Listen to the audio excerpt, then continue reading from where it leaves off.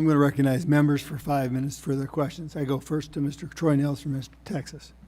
Thank you, Mr. Chairman. Mr. Wells, thank you for being here, and all the veterans in the room, I appreciate you. I don't know if these ATMPs, if they thought about talking to the DAV or Americans with Disabilities.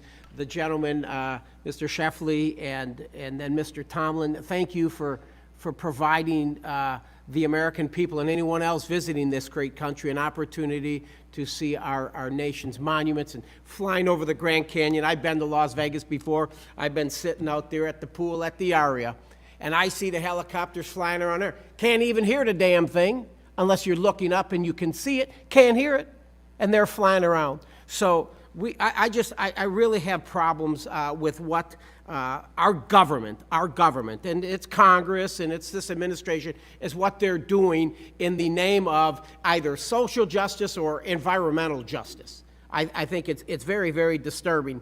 Mr. Slater, you talk a little bit, does the Navajo Nation receive any monies from these air tour operators? Any money? No, sir. Okay. So they don't receive any money. I think that's what really this comes down to. I'm looking in your written testimony, and you mentioned it, speaking just a few minutes ago, about economic opportunities for tribal members.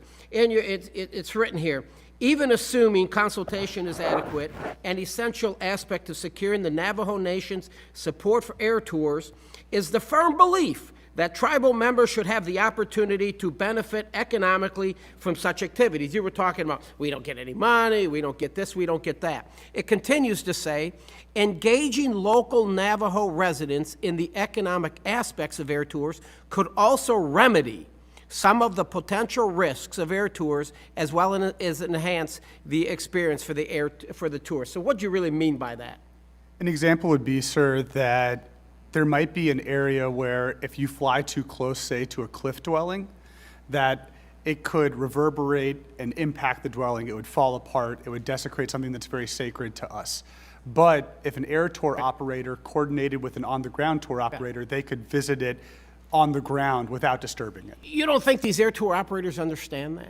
You don't think they do risk assessments every time they get up into an aircraft and make sure that they provide that visitor a safe experience, a quality experience? I don't think they're out there to say, hey, we're going to try to damage something today or place anybody at risk. I think it's intent versus impact. You're always assessing the safety of the aircraft and the experience, and not necessarily in your the testimony, ground it talks impacts. a little bit about, I can see you're a little bit frustrated with the military, with sonic booms and affecting all these types of different wildlife, all that other stuff.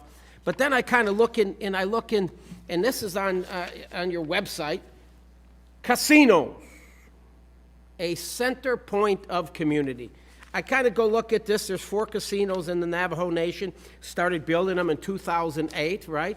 These casinos. And in here it says the Fire Rock Casino was the first of the 4 casinos built in 2008.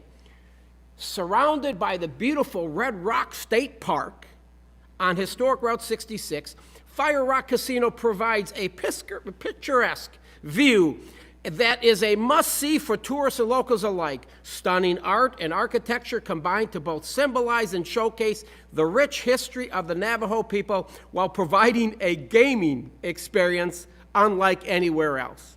So it appears to me that when you build these beautiful casinos and they're on acres and you have to have asphalt and there's oil and asphalt and there's noise in casinos, ding, ding, ding, hitting the grand prize, big lights outside because you got to attract people from everywhere.